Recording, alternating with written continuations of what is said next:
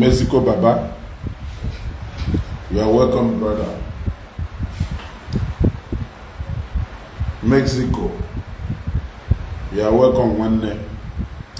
Because if you join this broadcast, Kawaho finish share this video. Godwin Mexico. Godwin Mexico. Ezugo TV. I beg you leave this matter. At least can go no matter can.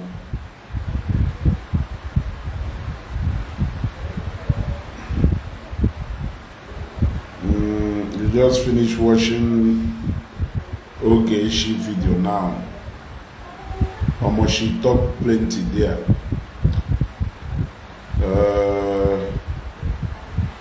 Mexico, Kelu, if Chipukasi, because I was busy with something, I did not watch her broadcast. Yeah. Omenala Galilee, if you that Panama City, you are welcome, brother. I want to join because I like it. Share button. I would like you to share this video. Mexico, you know I so much love you and your wife content. Kelife Ogeshikuru, I want to know. Can you make like a point for me? Because I did not watch that broadcast. Oh, no, metwaka like button. Metro makane funanya. Can this program we open? Then open share about this video. I would like you to share this video. Abiam this evening to talk to seriously the thing she was saying is not good to speak on internet. This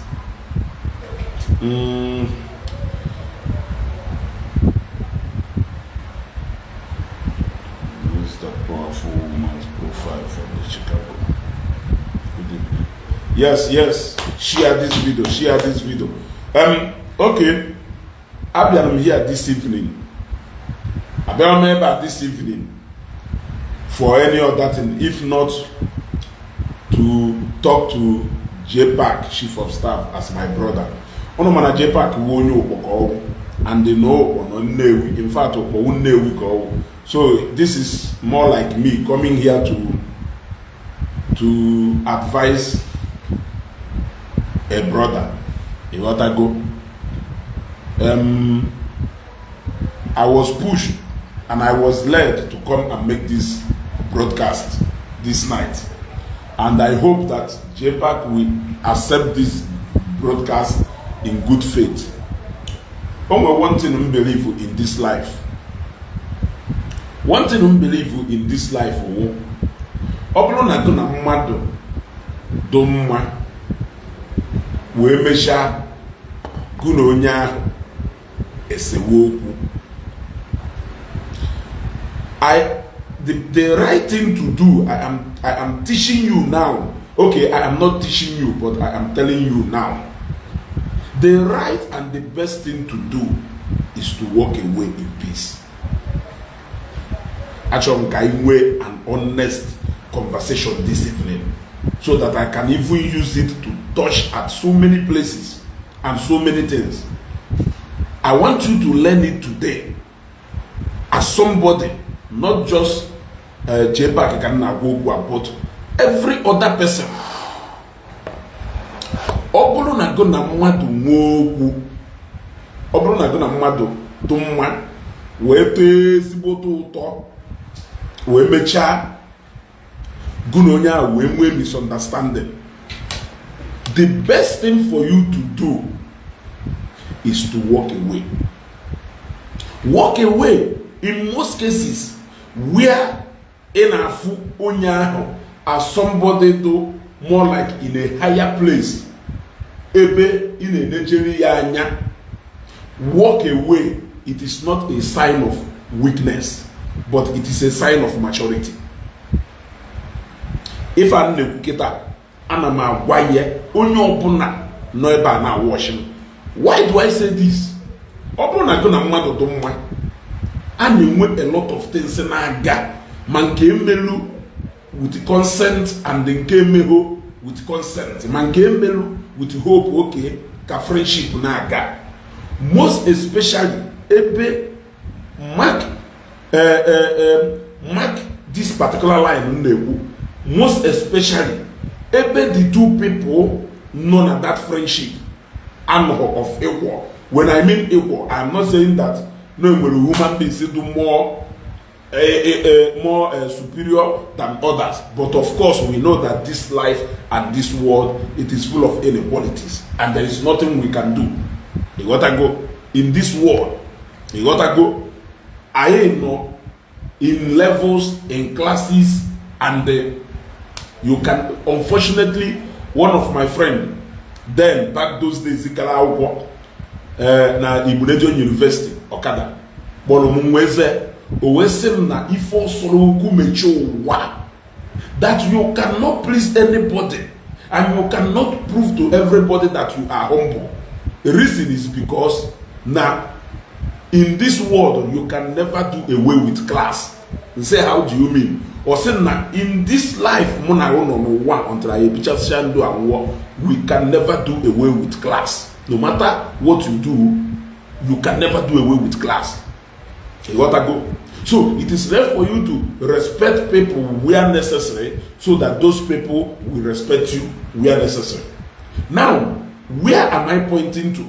I decided to take this position in this calm manner to make this video so that Onobona will keep understand the venue without being malicious about it. Especially in this form, Jpac, Jpac, Zion, and the Zion ministry. In any time you feel you know not agree with your former, the best thing for you to do is to quietly walk away. That is the best thing for you to do.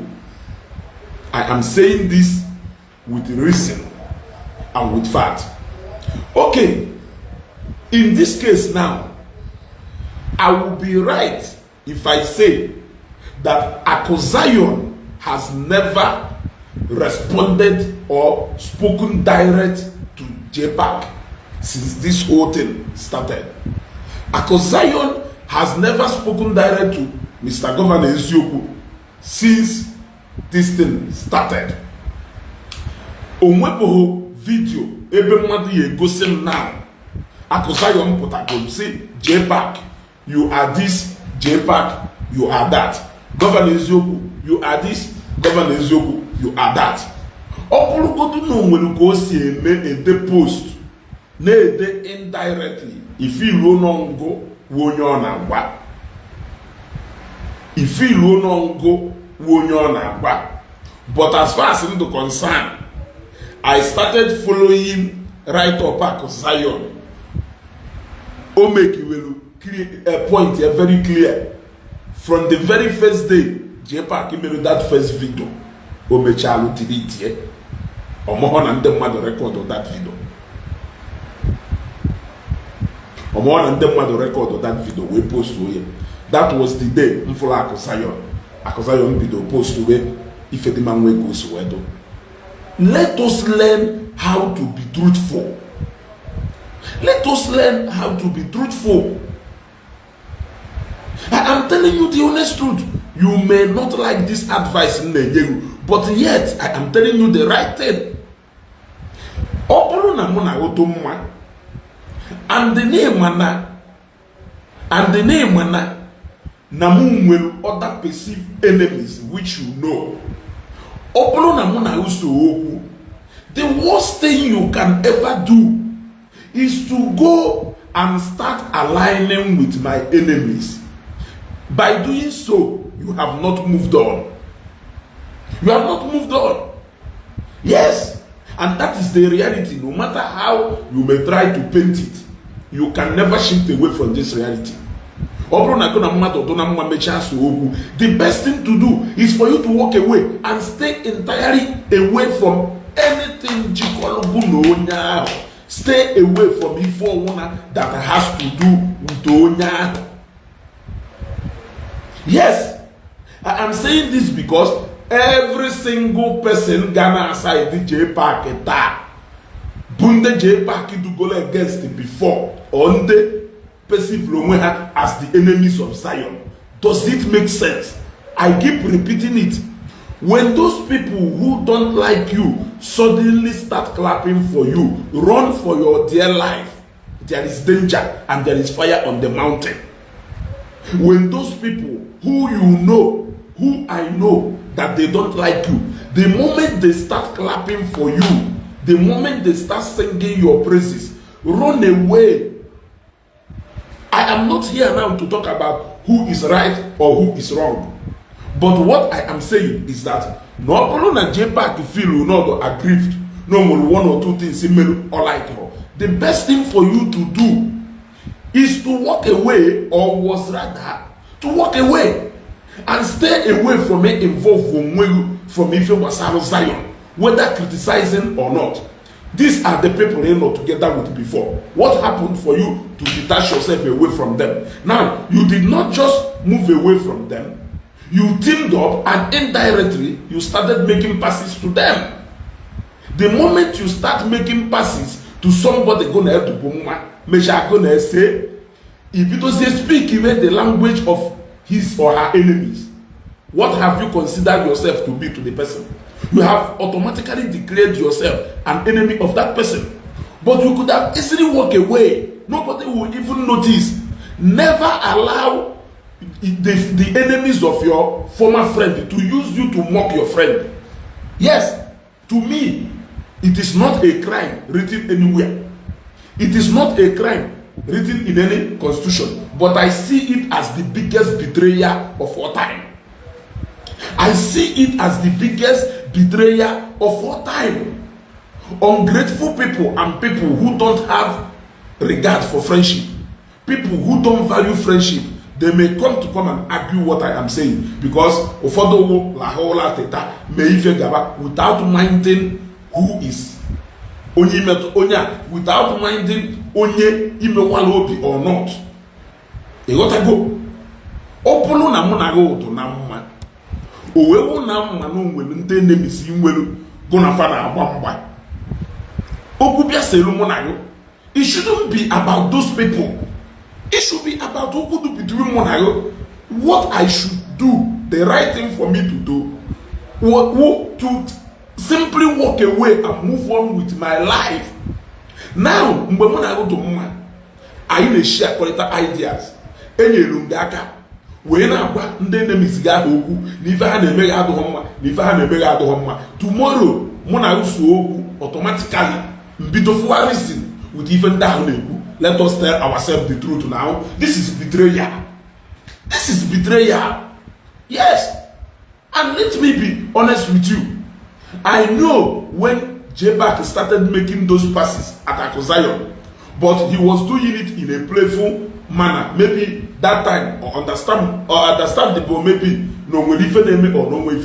Remember the time Jpac Galo, Bishop also Brumbelu birthday.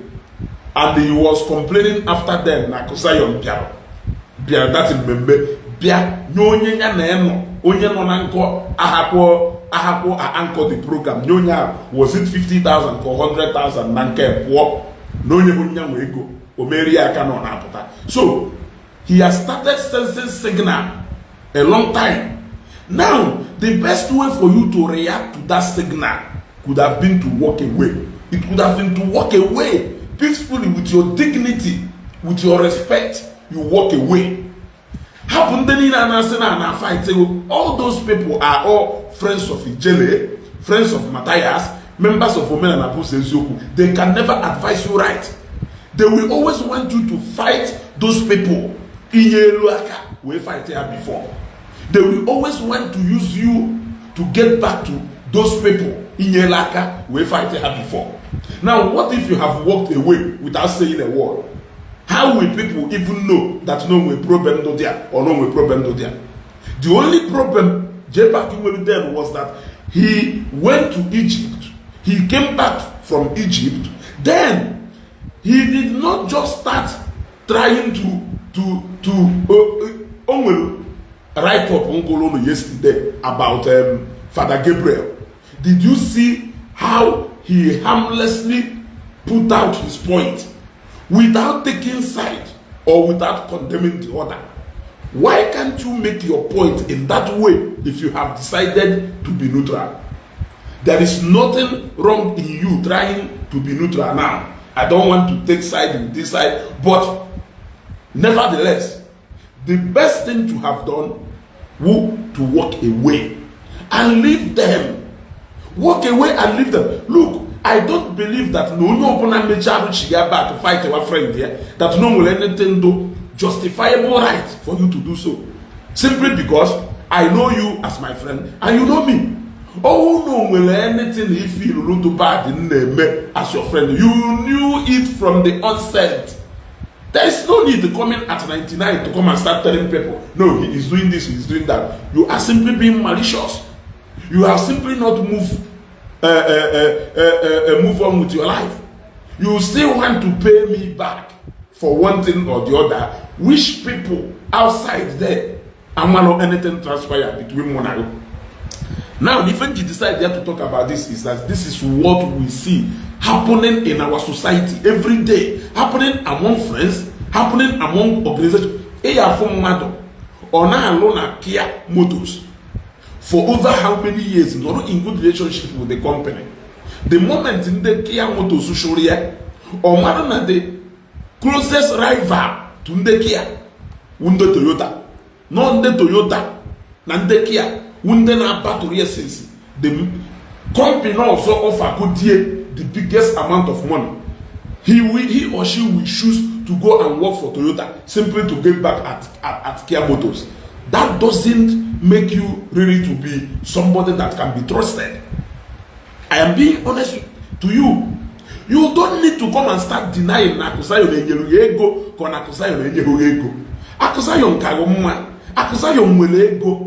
As an Igbo son, and as somebody speaking of good to a cause of Nyama belief, Akusayo can easily say, okay, this guy is doing a good job, he can give you money. There is nothing when you try to defend Nakunyeru, okay, or no kaketa, Abutase Nakunyeru or another person Yerumego. Zionite, Mandeno America, Mandeno other places. They once in a while shut you up, say, Nega, Wolie, Barufuel, or Wolie, TikTok time, research card and a phone. Does it mean anything? It doesn't mean anything. You don't need to come out and start contesting no Nyelugego or no Nyelugego. Akusayo Nyego, Akusayo Karuma, Akusayo Karuma. He is in a better position to give you money. So, what exactly are you running kitty and katakata trying to prove that na Akusayo ego Iyeji will promote zero bitters? Have you seen? What if you have walked away? I am giving you an example. What if you just close your mouth and start doing what you are doing and forget about this Omenala Igbo Okwase Chori Ichiku? They simply want to use you to get back at Zion. At the end of the day, you will lose Lily Valley, both sides. Now, what if you stand on a neutral ground and do your thing and move forward? What if you do that? For record purposes, before this thing looting at this level, I have never seen Akusayon na screen like this addressing you. When he talk, he may talk indirectly. But when he talks indirectly, he can be talking to anybody. But you address him direct.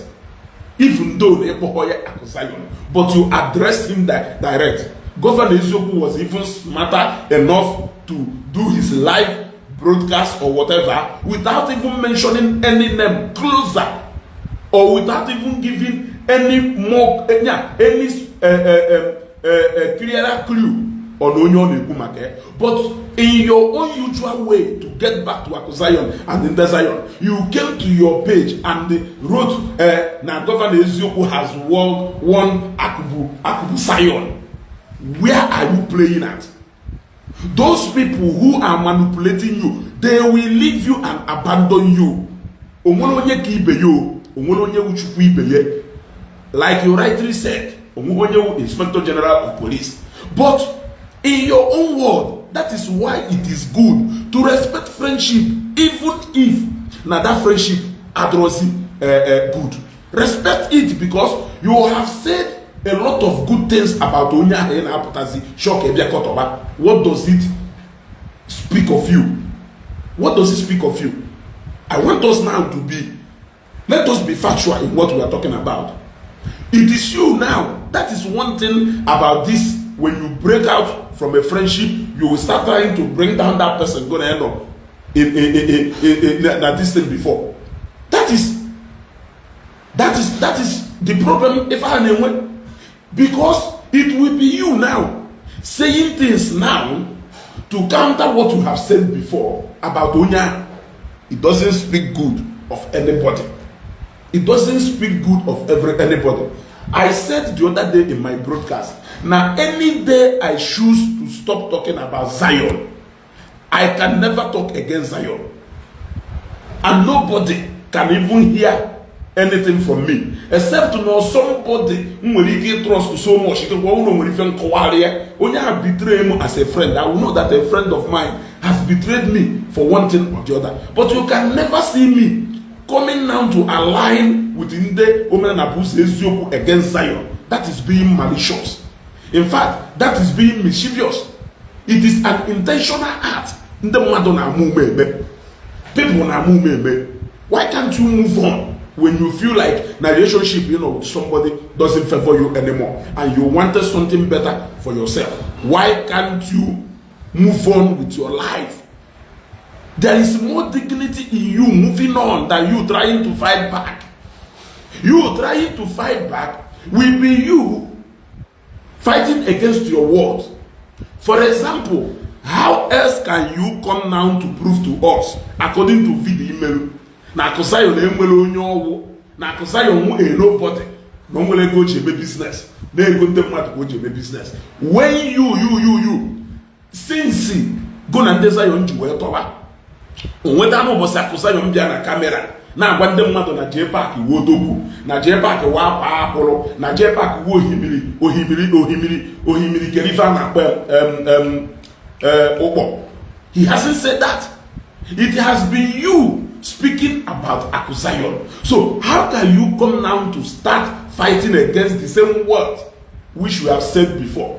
It is you against your words equal before. That is why I keep saying it is better for you to move on with your life. Aku has never come na Facebook to come and start talking about Jpac and it has been you either talking about Zorobita, talking about Zion, or talking about Akusayo. So instead of you fighting against your own word, why can't you just move ahead? I am advising you now because you are my brother from Newi. Let us forget about Facebook, whatever thing now. Let us reason like brothers. Let us reason like brothers. Look, let me tell you one thing. A big man can never compromise his friendship and relationship because of you. Let us be honest. Let us be honest. Let us be honest. Yes. Let us be honest about this. Naguna Okeke International na aduna mma as obele onye. Okeke International na Emeka merchandise na aduna mma. Guna Emeka merchandise we nwe nsogbu. Emeka merchandise we kwuru we je kpochie. I want to tell you, Okeke can never compromise the friendship between him and the Emeka merchandise for your sake. He can only plead to Emeka to please have mercy on you. Let us be honest about this. Let us be honest about this. Now, people are married that when you differ with your friend and you move away from your friend, Gonna yadazi ato as a friend. There is still possibility that you can still call on that your friend. He will respond because you have preserved whatever thing gonna share together. Mbono friend. So, from if people will get from all these little betrayals here and there. From if people will get it from it. When you are friends with somebody, especially somebody named Ife, Kunonya who say, do not try to fight back. There is dignity more in you moving on with your life. Rather than trying, you fighting Zion is more like you fighting yourself because you are fighting against your world. How can you tell us Zion ejiro contact now? Zion emwere ife ochi. No ngune wotakasi contact eji eme ife. Why na mgbe ije chalo na cell pota. Need dey clearly na contact ya Zion and Senator Ifeanyi oversize. It was you who said it. Zion has never come on Facebook to come and say na Jpac Onya the biggest blogger anywhere in Nigeria. Zion has never come on Facebook to say na Jpac Onya the most powerful blogger anywhere in Nigeria. It has been you speaking about Zion. When you go to Zion page from beginning to end, you can never see where Zion no TV picture. It has always been you talking about Zion. So why will you allow the enemies of Zion and Zion to use you against him? It doesn't show good of somebody who can preserve friendship. Yes. And that betrayal is too painful. I am advising you now to retrace your steps. How could these new people who are coming in to share you up? They are not your people. They are not people who like you.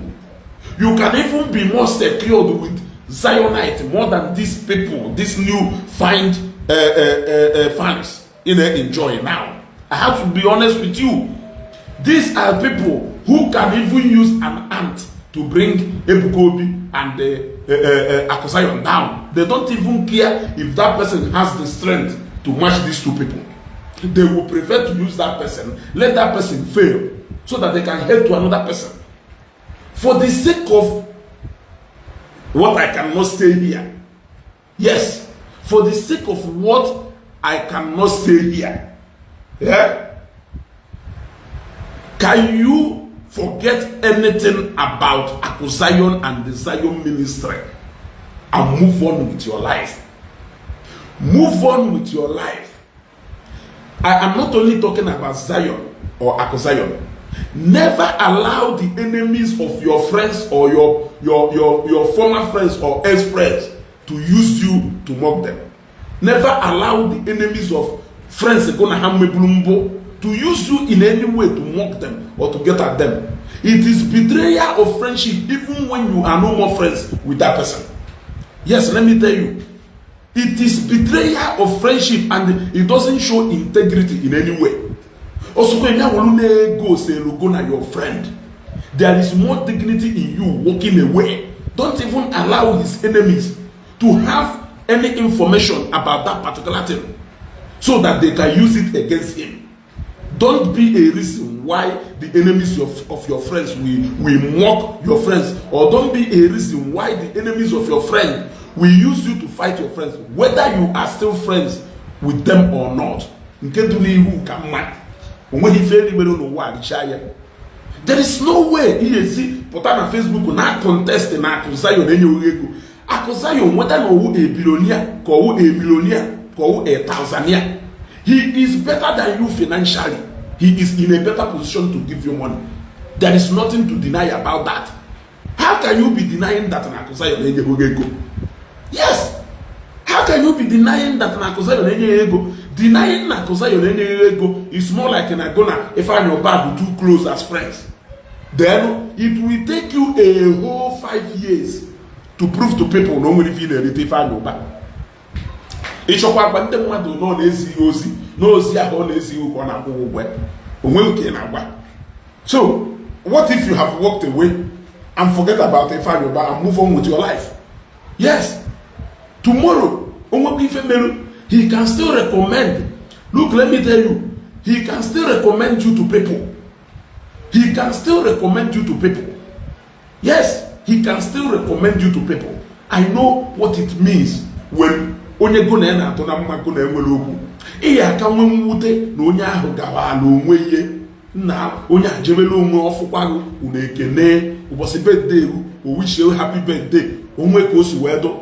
Did you not see what Kelafa ya Onowu did mgbe ha na promote Zoro Bitters in this last event? That day Onowu post Zoro Bitters wee gwa ndebe anyị ha ṅụọ mmanya na mmanya ahụ nke anyị ka ọwụ. Did you not see pride in what he did? In as much as not by or the idea of Ndi Zion, he may not, but it shows a lot. It shows a lot. And therefore, we have problem with people. When you are no more friends with people, can you walk away? Can you walk away with your head high? There is more dignity in you doing that. You know that now people now fight Zion from left, right, and center. Why will you allow yourself to be used as an instrument, knowing fully well that you were friends to these people before? If you don't even remember how I was, walk away and don't fight back. Yes, don't fight back, especially when you are fighting back at somebody more superior and higher than you. Whether you like that word or not, it exists. That is why in a problem. Igbo onye kayo obianyere ya aka. O gosiri na ịma na onye ahụ kayo na area. So that's why you do ewopia ejekwa ndị ka mma ma ejekwa ndị go na ha nọ na the same level, which they may not even help you at that moment. Forget about these people who they share up. I'm not telling you Medonia, but can you, if he may post, he delete here. He may post, he delete here. Is that what you are enjoying? What if you don't post anything at all? What if you continue doing your normal thing in a better way? What if you look away the other side? What if you don't allow Omenala to use you as an instrument? What if you don't allow Ndotu Matthias to use you and make caricature of you? What if you don't allow the enemies of your friends to use you to mock your friends? What if you don't allow the enemies of your friends to use you to penetrate your friends? Do you think that they don't know that now a lot of things in a woman can concern, that you are just being malicious about it? They know. But for as long as no, if they don't joke about Akosai, they don't care. They don't care. Yes, Ejike King's moment of truth, you are welcome. For as long as Naham if they don't joke, and I don't know how the day people here understand this principle. Not in this life. It's more like na be enemy onye na-eji juesa. Do you think that no will a good thing that family nwere ike gba? Let's say na na-agba njụ nwaanyị be ndebe okeke o wee wụlụ na ndebe okeke na ndebe okonkwo na-enwe nsogbu. I wee jebe be ndebe okonkwo ije jụ ese maka be ndebe okeke. Do you think that no will anything do good ndebe okonkwo nwere ike gba maka ndebe okeke? It is the same thing. Na go na your friend do na mma, and the mana nyana emeka okeke na emenika adụghọ mma. O wee ruo mgbe go na esebere okwu, you going to emeka emenike and okonkwo in agwu onwe gị aghụghọ, because you know there is nothing good that can come out from that place. Yes. You know that those people can never give you any good advice. Yeah? Yes, of course. So if you keep doing that, it means you just wanted to team up with his or her enemies to fight him. And when he perceives you as an enemy, don't say that no. Yes.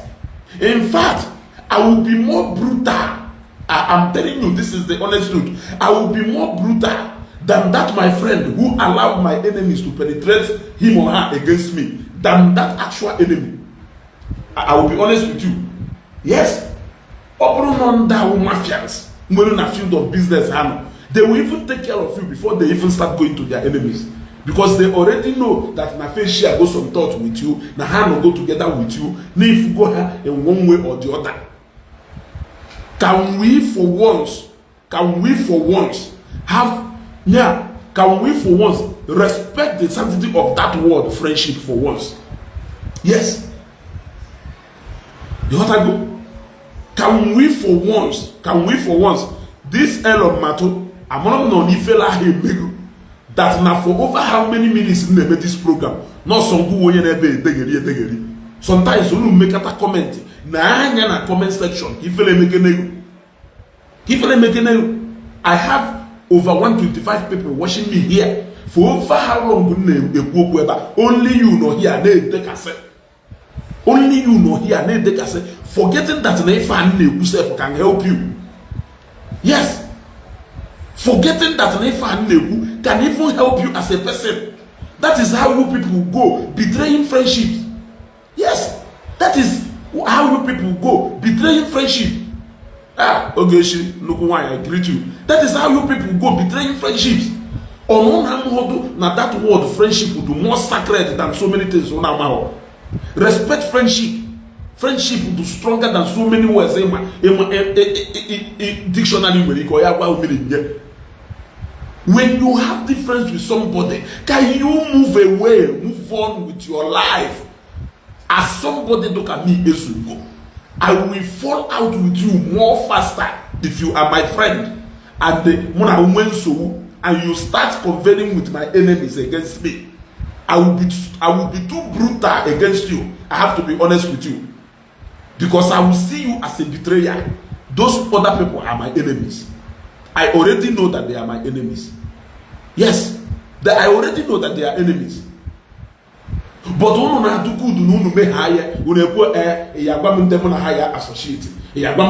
what if you associate with them on a different things that has nothing to do with me? Must you associate with them on a line of things that has to do with me? So we will close friends for over 10 years or 5 years or 2 years or 3 years. Or them on no okay, man, no you defend them no ya nezu. Kerive pata na suddenly mona usu realize here n'isu ya do mma wolu kwaye to ahisi we accept mu ngbe mona we yes wolu emale to ahisi we wolu ye n'isu hi do mma wolu kwaye to and look different way nyawo na de na aka ka mmesi we ba na aka police and nyawo na aka ka ndi ilom ye ji we ma na onyo hi ka nesu. You are not the right person. And you are not even the right person to point accusing finger on me. When will people learn this thing? Yeah? Man, defend when he see. And you think that when you sell your friend, that your buyers will trust you. Those are the people who follow anywhere below face.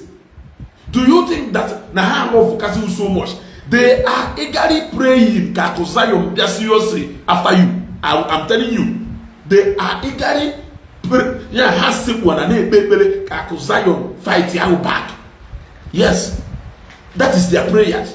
And when it happens, it's so unfortunate that people actually learn a lesson with a vigilant. Hey, I've simply told you the right thing to do. So many people in the before I will see by ya we be through me. For the name through me. Yes. Then along the line after some time, no problem with them. But I hear and can no here. Each one makafa keluka hasi me. Asam gonna hand more for yes. I will tell you that they are doing fine. Yes. Or go to no nya ha more for or through me yes we no or because someone need for bon about onya ni ye wori na mu onya more than any other person. So or no yes we no ta if I chore no but when they yawo the moment ha na enyi ha nwoke mo we enyi ha nwa ise be ha na loku e ba ha ya ka no obido gba me bo no do a lot of things go we cut owo kelifi again ose na cut ocho onya. What will you get? Actually, blues of one mother I about when you're going to associate with, and a mother I about when you're going to mefa. You got to go? Yeah? So, in Funa, now the moment you do Hana, maybe far, just like I said in Jpac, it will be your own word against your own word. For example, when you're everything Jpac in Akon, now condemn Marco for now. You have praised Akon for that thing before. So ịbịa bụ gwa anyị na kọntaktị ya ka uwe oversize, ịpụta kịta ịgwa anyị na aka enweghị onye ọwụ, ịpụta bife ịgwa anyị na aka uwe ezayon bilonia, ịpụta kịta ịgwa anyị na aka eji ụwa nna ya, ịpụta bifo ịgwa anyị na akụ na-ama ego ama, ịpụta kịta ịgwa anyị na akụ enye m ụwa nna ya, ịpụta mgbe isi anyị na Zion wụ ultimate okpucha nja na ndị Zionite wụ ndị Chukwu chikwara ngwa ọrụ, ịpụta kịta ịgwa anyị nọ ndị Zionite wụ ha ya bring Ebuka Obi down. You see, it will be you against your own word. Now ngụ na onye ahụ mechakwazie dozie, how are you going to take back those words? Are you going to come again and start? You a politician. It is only a politician you are saying mgbe ọ nọ n'opposition na Tinubu wu ekwensu ka ọwụ nye na Tinubu nọrọkwazie n'ofu pati ọgbara na Tinubu wu NJ ka ọwụ nye na Tinubu nọrọkwa n'opposition party echi niile ọgbara na Tinubu wu ekwensu. It is only a politician, and these people, they have one thing in common, which is what? Interest. Are you trying to prove to me that everything about you is all about your interest? It is very bad. It is very bad. I decided to give you this advice today as my brother from Nnewi. For once, let me even talk to you as a brother. I don't need to tell you that what you are trying to go up against, you cannot contend with. And that is the highest and biggest reality somebody can never tell you. Police something to do with Zion. If I cannot come out the way, if I cannot come out the way, don't think so. It can never happen like that. And that is true. And that is true. A woman, if I know bad woman na Nnewi today, we femelu shikasen akwatu egu na Nnewi we bolu njepochie. Do you think that if I know buy a wapota in a defensive mode, he can only come out to come and plead for me? Or for akwatu egu say na keri femelu akowari femelu. Yes. He will wait.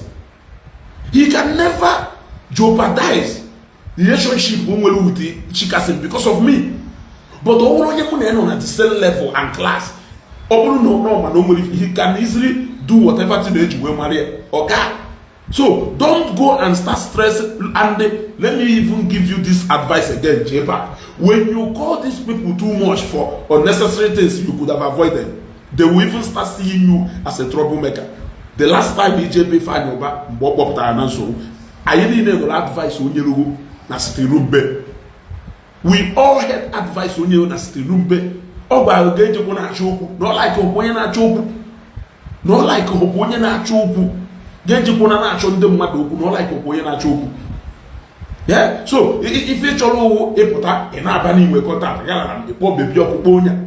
Carry one day here okata phone PKP because news news will do all over the place. Hanchani na no news and they have a follow Facebook. They can all mbe so be all watch the news follow any tension or if yeah. Do you think that now a lot of people eti no nife wasari gel or name they do behind the jeleka a lot of people do even politicians same way in Southeast. Are you not aware? Are you not aware? All these things we face highness in them overhyping people and the worst still, when your friends are hyping you win. When your friends who mean well for you are hyping you even be thinking you will even be in a safe place knowing that the only family they will put in their best to make sure that they are from that trouble. What if your enemies are hyping you? What if your enemies are cheering you up? Do you know what your fate will become if you ever go into this trap? I say to you, Zion has never mentioned your name. Why will you go on a live program calling him out? Who are you arguing with? Can only go there an argument. I am asking you. Can only go there an argument now? So, I potentially the one Zion Nelumego. kedu ife mmeji ekwu na akụsa yọrọ enye m ego ọ na ọka hụ m mma ọka hụ nwa ego ọ sọpọzụ inye m ego o nwere ife ya dị ememe ifere na mgbe ekwu na akụsa yọrọ nyere m ego kedu ife ọ ya eji ememe ifere I want to know ọnọdụ ka mmadụ pụta echiri na nkịta ọsị na ife anyịba nyere m ego anaghị asị na onye m ego ebe m makwa na onyere m ego ma ọwụ eje m chọwa ka m twist ego ahụ onyere m into another thing unu ebute something dule a lot of companies today send alụghị ego ife ya afọ wafa company ha ọ na company mụrụ Ezugo Breweries nsend alụghị ego from my business account ọ bụrụ Ezugo Breweries wife ya pụta ebe a. So can you tell me what is so logical or what is so convincing with your explanation that no account to 0 bitters does it mean anything? Does it mean anything? Yeah? It doesn't mean anything. People pay money using their business account for different transactions. Yes, for different transactions. So, much dash ego. Omelu transfer. Yes, I went with one of my friends.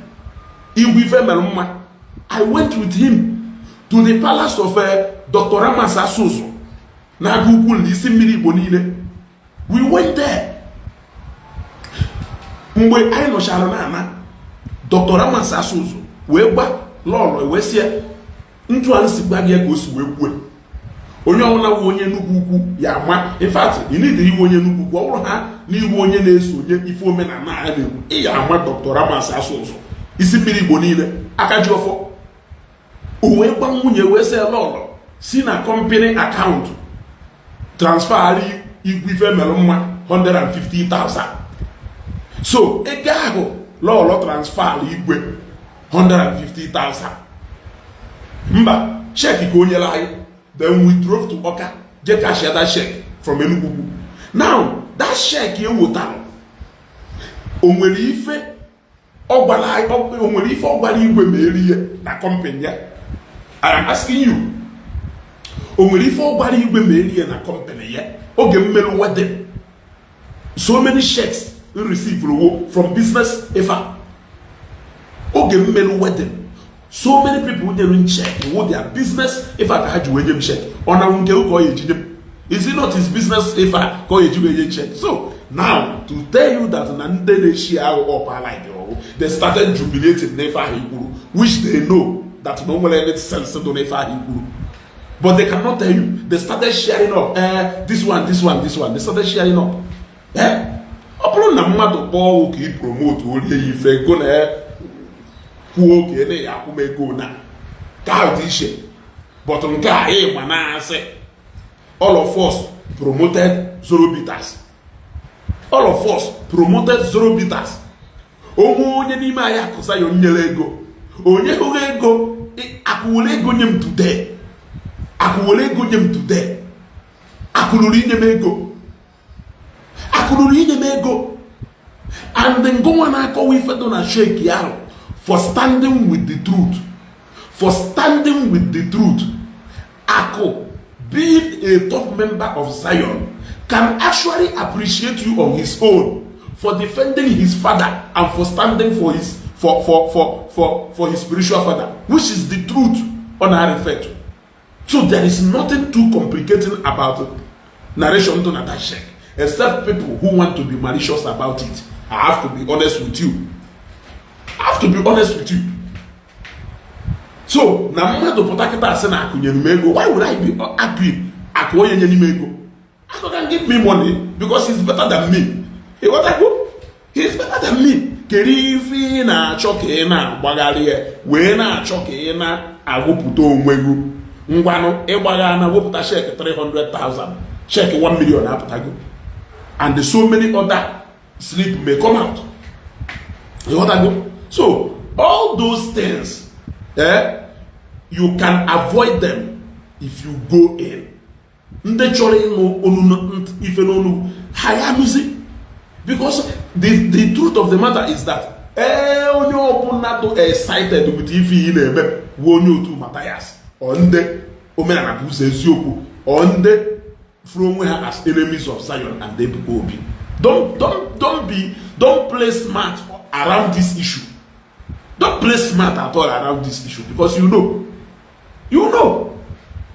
So since you know and we know, why can't you just go in and respect yourself? Do your thing and leave Zion alone. You can do your thing and leave Zion and Ebuka alone. Leave Zion alone. Onye anwaghị onye kaye n'ụwa onye nwụrụ anwụ. Echo, go and reunite with all the people. Ekpọrọ iyi, onwere onye ọgbasalụ. Ịghọtana? Onwere onye ọgbasalụ. But there are certain people in your life journey that you shouldn't fight. No matter what. There are certain people in your life journey that you shouldn't fight. And the Zion happens to be one of them. There is no need to suppose a fight Zion in this life.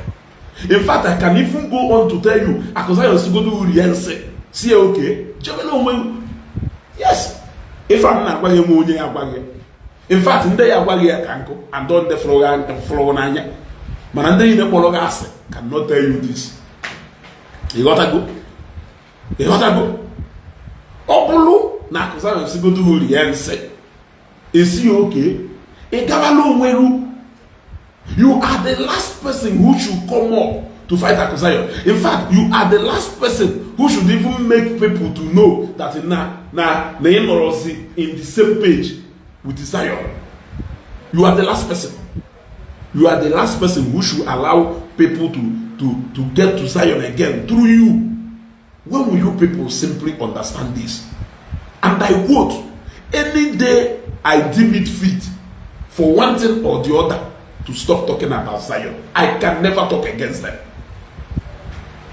Yes, I can never talk against them. May I not be an instrument, and may I not be one of the people that people, one of the instrument enemies of Zion. I will rather prefer to keep quiet and go away.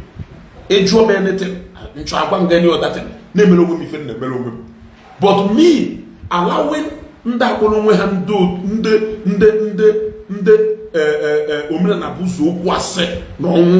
to use me as what? Why will I even allow them to use me? Because you are allowing them to use you now. You are allowing them to use you. So take this advice from me, Jpac, Ebuna, Pascal Joseph Ebuna, or Chief Gomafal. Take this advice as your brother from Newi. Shibua Bagime. Shibua Bagime. Enapo eba hime na look at Ijele. With ifeni Ijele bang, ifinu na Ijele na bamba. No more Ijele na bamba. I am asking you. If believe you na Ijele na ye odo no kamba Ijele na bamba ni na. No more Ijele to kwasalobi wala bamba. Is that what you are thinking? Or if you in your widest dream, if you luna, all those people disappointed him because how much more Goma? How much more Goma? How much more Goma? How much more Goma? Do not allow this issue to be a reason why people who don't like you will ridicule you. They will make mockery of you. They will laugh at you. And there is nothing they can never do to you. Yes. There is nothing they can never do to you. Edge the moment of truth. Oblona me follow go. This my broadcast. For the past 10 minutes. And they got a boho. On the basis in Jpac advice. A man and woman who could deceptive in nature. I have to be honest with you. Simple advice in the Jpac. If you are friends with somebody, or good on your differences, can you walk away and leave that person and move? The moment you team up with the enemy of that man, to come back to them. Believe me, when he felt okay, you will now know better now. I am an ever I didn't exist. Okay, for I now know better now. It won't way. It won't way. I now know better now. For example, during the time of Zion issue, let me use a good example. Let me be objective about that example. During the time of Zion issue, a lot of people were together at that time, including Ogeshoke Kenjaka, including Governor Isiagu, Jpac, and so many other people, and spoke in unity. Now, Oluo na the issue of Nwagota Ifia Motors. Some people no kita ka ha chọpụtara na efe aha na-ekwu maka Ogeshoke n'eziokwu mana ịma na-asị ife njese na ịma na-asị wụna na ọwụlụ na ife aha na-ekwu maka Ogeshi na ịma n'eziokwu mgbe agụ na Ogeshi na-atọ so mgbe agụ na Ogeshi dịfakwara wolukwa eziokwu ahụ ịma sodokwa ya ọkpa na okpuru ọkpa and move forward and move ahead with your life, move on with your life. Yes, are you getting what I'm saying? Ọ bụrụ na ịma na ife aha na-ekwu maka Ogeshi na Ogeshi bụ guilty of it, I repeat, ịma ya mgbe agụ na ya na-adụ mma for obvious reasons best known to you. You decided to look away from that and keep the friendship. Now, go na ye difago. Why can't you also and move on with your life? Must you go now to go and confirm to those people before? Were you expecting those people to tell you anything good about in the first place? Also, when you want to move actually, you may expect it. Onya hụ na ya adọghọrị mma na agba na mụ onye ohi onye ahụ mụ na ya narịa eso okwu narịa agba na mụ onye ohi ọfụbodum ebe nzuru ohi mbụ onye ohi ahụ ọ na-akpọ m ọfụbodum ebe nzuru ohi ezubodum ohi ọ na-akpọ m onye ohi maliciously because na m ezugohe ịghọtara so na nwa nwere ike ịshọpụtasị na mụ onye ohi ahụ nwere ike iwuzi ngụ ya eje confirm zirie na ezugbo onye ohi eziokwu. That is why it is better respect whatever thing you share with somebody and move away. Now, when you go against this natural principle,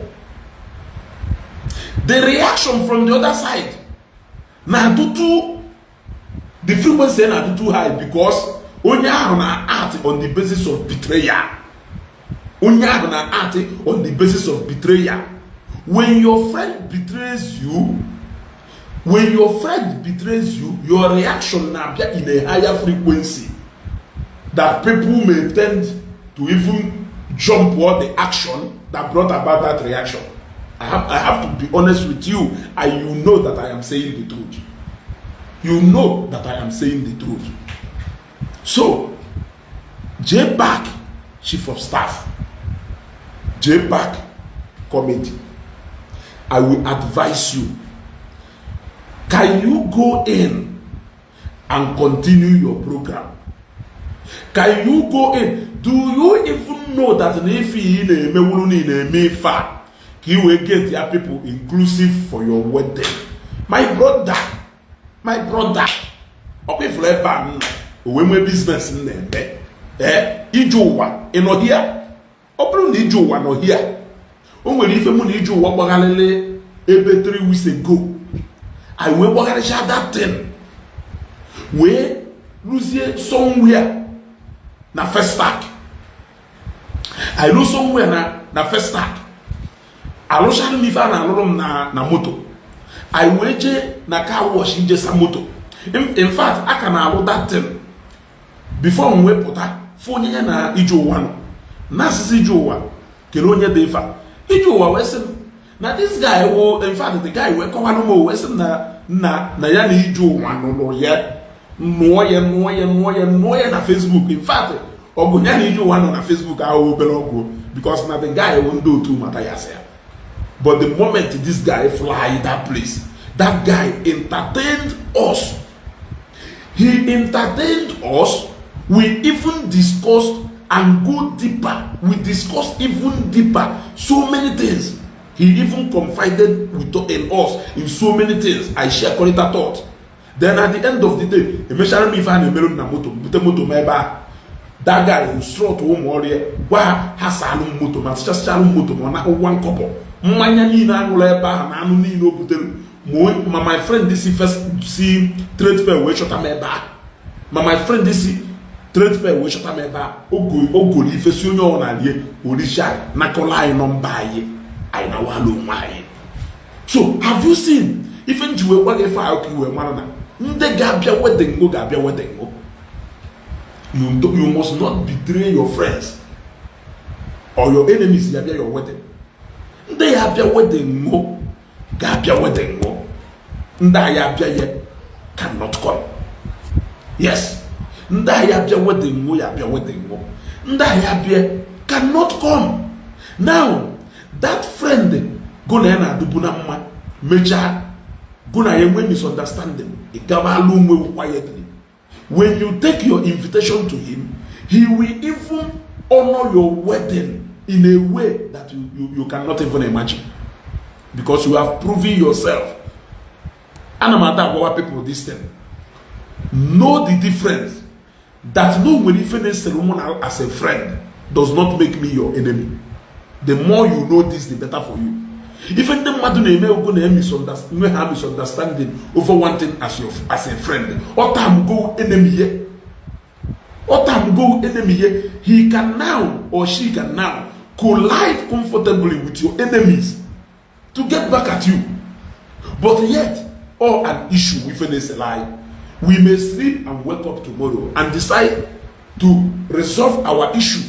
Know when you are angry. When you are angry, give yourself space to heal. When you are angry, give yourself space to heal. Do not tear dobisia rope, kwasasia table, kwasasia glasses because you are angry. Because when your anger will go, you will simply understand the open phone that your friend then also. Want to resolve one issue of this phone. That is why you don't need to say a lot. Yes, I started warning Jpac from the very first beginning, the same way this way one of Governor Isiagu. And now I'm knowing Ahame can go. Yes, during the time of Governor Isiagu, okay, she can be so many things to you. She can be bad, she can be evil, she can be anything to you.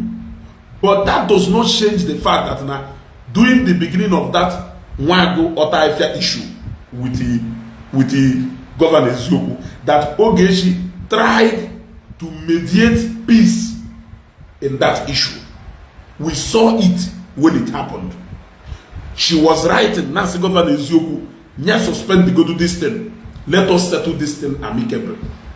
We also saw when she called in that program, she was talking to Governor Isiagu. At the end of the day, we tried everything possible to make sure that now that open a procedure. Now you who betrayed friendship, you who went on and started slandering people, what were you expecting? Were you expecting those people not to come back to you?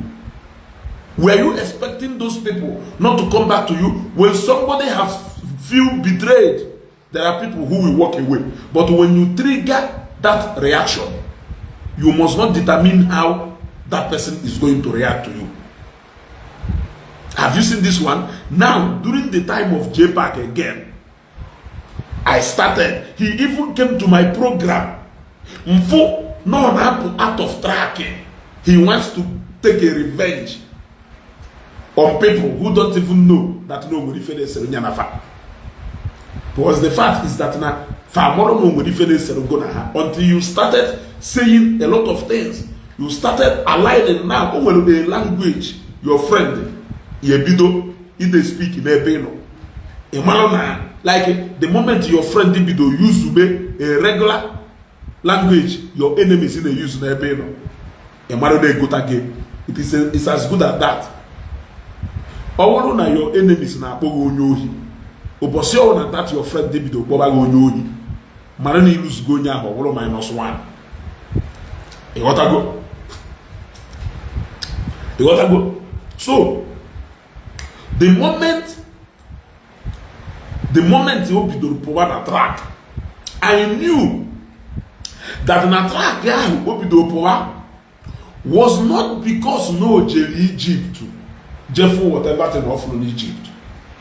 Na track ahụ o bidoro pụwa na is to share in the idea of Matthias and other people, so that the Zion you feel impact of maybe they defend the Zion or not. It was all about him trying to take a pound of flesh on the Zion. How on earth he will join more an instrument I will destroy a house which you have joined in building all these years? I've always tell everybody Bolomwe a Christian. In this particular time I know, do not make yourself an instrument, no matter what. Do not make yourself an instrument. This is not a good time. Do not make yourself an instrument. Rather, silence is golden. Silence is golden. We read the article Father Gabriel wrote, and we saw how you can constructively speak in a matter, and people cannot see whether a Weber or a Weber. So the fact remains that Jpac is out of chair, and he keeps going out of chair, even when he wants to put himself back to track. Sharing of people who don't like him keep throwing him off. That is why he keep making video and deleting videos. And Jpac, I will advise you, make no more videos that you will delete, because people are like this na your page. The moment you are dropping that video, can people record here? You don't need anybody to tell you this. The moment they now drop that video, can people record here? When two elephants fight, the grass will suffer more. I want to tell you, in this battle of Omenala Igbo and the Ndoka, Omenala Igbo and the Ebukobi, if you make yourself an instrument in the middle, it is you who will suffer. It is you who will suffer. So since you know this, and I know this, since you know that Yoruba cannot support you to fight a church body like Zion, a ministry like Zion, because Yoruba, a devoted Christian who even with his money single-handedly built a cathedral in Nnewi, who has been a supporter of the church, who even shared a testimony in OPM in Port Harcourt. Since you know that he is a devoted Christian, that now if I know church, do you think that if I can seriously compromise or jeopardize that stand in the marriage because of you? Do not allow your enemies to mock you. Do not allow your enemies to lure you into a dungeon. It is a brotherly advice that I'm giving you. And they sure you will hear. They sure the moment you choose to stop talking about Zion, the worst thing you did was to start talking against them. Yes. The moment you choose to stop talking about Zion, the worst thing you did and the worst decision you took was to start talking against them. So how are you going to prove that you are not aggrieved over something? How are you going to prove that Nedro aggrieved over what they are accusing you of? When you were supporting them, suddenly you stopped. And when you stopped, if you weren't talking against them, people will not even notice anything. People will say, okay, na Jpac will or no move go on, maybe especially in Wikulu, they should say that wasaga. It is a general term because now people are more na sagi inewu, no against them wadibia. People are more na sagi inewu, no against the Omenala who's against the owner.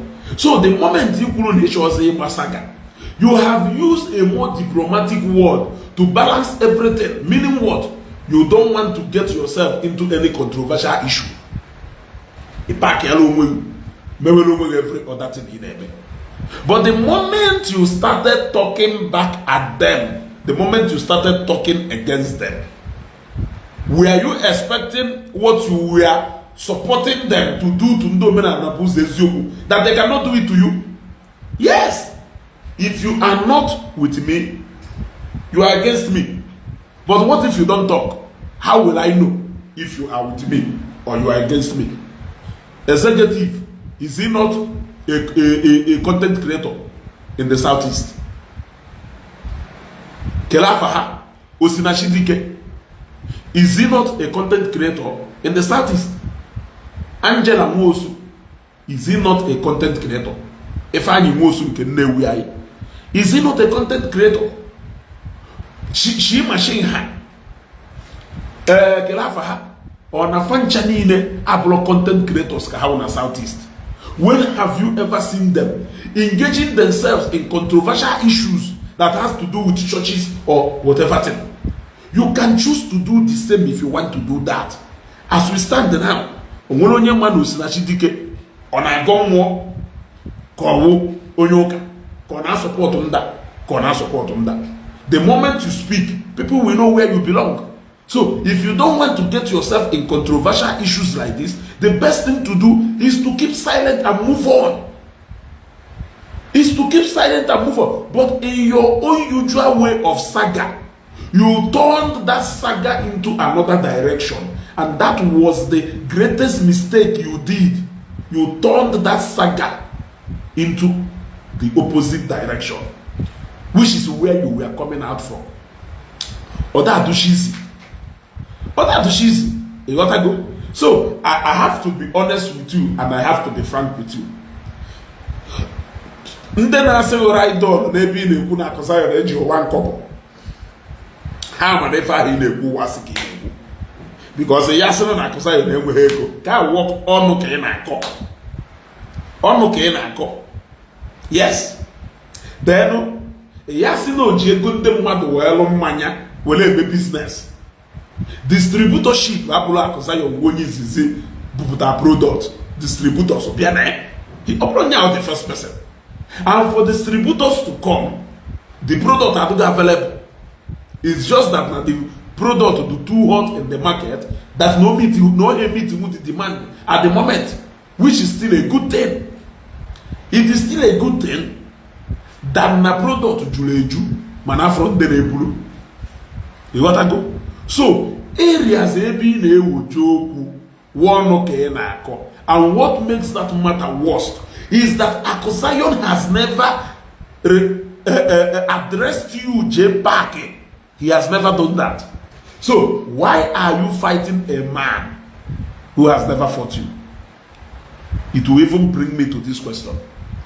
Why are you fighting a man who has never fought you in the past? Now, when he come out now to come and fight you, people will forget easily all you have been saying. They will now see him for what he has done. Let us allow Okunoka to run away. Ekosinani wodogu ebe mane ya nu wodogu na ani. Nde kwuru no so ozumula anwu wo onya maho onyeke so so onye nwula anwu no wa onya maho onyeke. Maka na ayi mana mmada na aka ibe ye. So since him and Mr. A, why can't you respect yourself? Why do you want to come and show yourself? Who are you trying to please? Or moke na she please? Ndeni na he na she please mana gonna kuzayo na ho mate. For the fact that na gonna have friends before. And that is what I keep telling people. Stop abusing friendship. Stop abusing friendship. Yes, una abuses na friendship for the mere fact that Nama to step down from a born to come and become friends with you. Eminu huna gonna ya no na equal place. Ominu huna gonna ya no na equal place. For example, keta gonna if I yoba okuta, will you come out to come and start exchanging words with if I yoba na Facebook? If I yoba no na Facebook page, just na Jpac Wonyala, iya puta na page, who if I yoba Wonyala. It is natural like that. Yes, because no nyama compromise the position eba all. We want that to your level. So it is left for you to respect that level eba who's we want today. In as much as no nya ha ekipie. If you be nuku mmadụ na obere onye na-eme oyi. Obere onye lokwa ile onwe wu. For the fact that na nuku mmadụ na ngwa na-eme oyi emeke ho, emegho ko wuru na gona ya wuru na ogbo. Obegho ko wuru na gona ya awuru na level. Una abuse na privileges na enyo there. Or if I can just na ndị mmadụ na-ekobe aka na-eme ọkanga. Reason one onye nwe opportunity abuse onye okwe na aka ibie ya ọma. Yes. Okwe na aka eshi bido mama njakịrị. Yes. Ọnwa anwa nye onye ga-efe. Echi niile kịta ibido chọka gị na mama njakịrị. Chọka gị na ekowe ọnụ. You see? Which is what it is. Yeah? Ọnọkwa ọdụ ka age. Ọnọkwa ọdụ ka age. Yeah? Onye tọrọ gị atọ.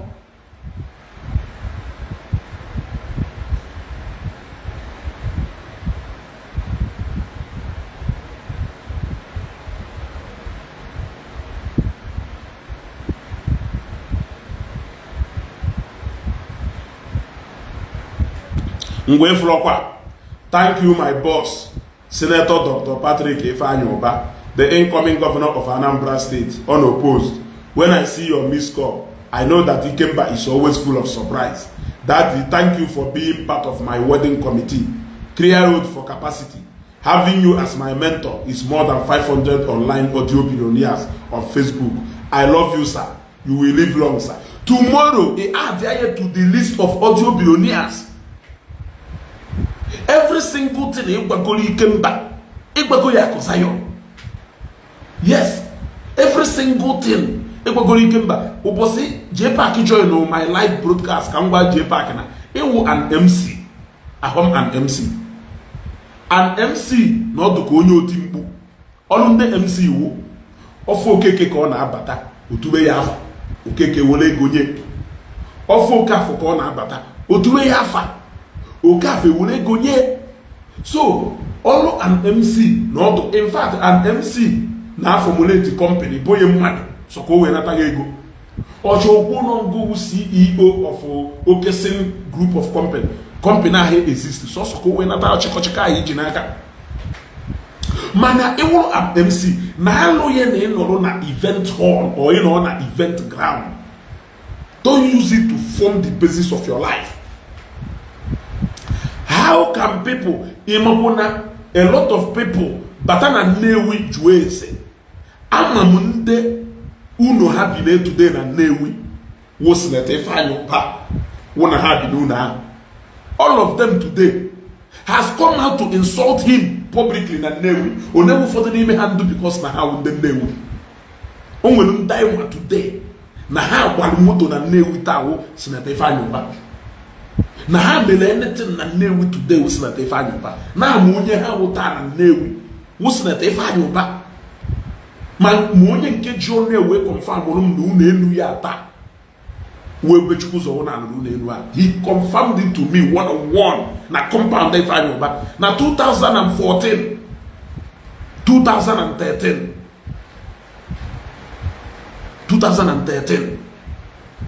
he confirmed it to me. That person later come out team wo with the opposition say fine Uba. Another camp if I remember na Nnewi. But say we camp A and camp B na Nnewi. Camp one no with if I Uba. Camp one no with another heavyweight in a Nnewi. So he said that they no here or they no here. Only no here na show go go kotande na ebe ni.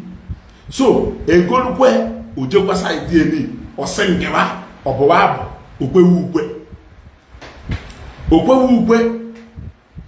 ha no so na nde alụchalu no biko moto so kwasi na nde pụtabalo gwakwazi anyị na ife anyị ụba jikọsichala ụgwọ ebe niile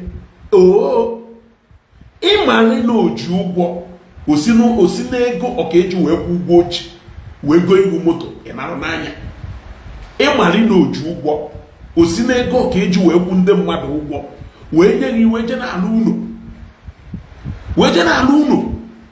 mgbe ahụ ọ na-enye gị ego a ka iwe je na-alụ ụlọ ịhasị ya do were ego a jee kwụọ ndị iji ụgwọ hapụ mmụnwa tụntụwadị na ebi n'ọfịa so itowekwana ife anyị ụba because na onye go ego wee support wedding go can't you why unu ji eme onye chọrọ ime wedding ọ chọrọ committee of friends ndị ọ mara ya na ya bụrụ friends yes when I did my wedding I called my clique of friends as committee of friends. I didn't reach out to anybody outside my clique of friends. Yes, I called committee of friends of my clique of friends. I'm not outside people. Can we make fundraising? And when I came back for my wedding in December, I'm not going to Facebook well enough to tell everybody about my wedding. I did not announce it.